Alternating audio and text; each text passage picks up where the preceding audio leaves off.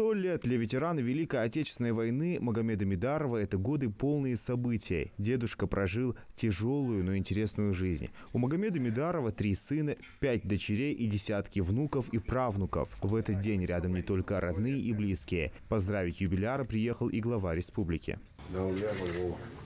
Ветеран войны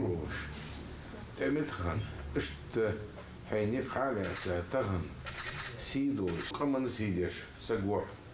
Поэтому в этой части ты держись, самое главное. Самое главное, держись. Вот, здоровье, что там, босс нормальный, так что...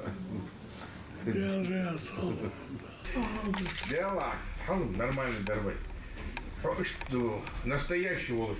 Варва, ваш, да, мершал, да, дигермак будал.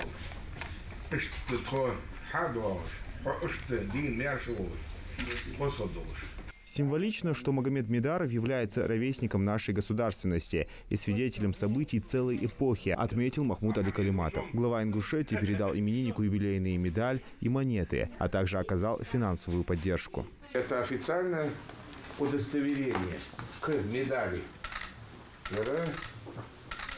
Мидаров Магомед Халасул Галанович. Вот. Удостоверение, вот медаль.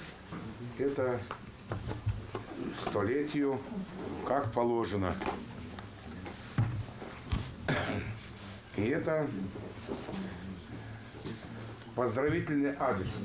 Вместе с главой приехали министры. Махмуд Али Калиматов поручил чиновникам оказывать особое внимание и поддержку ветерану и его семье.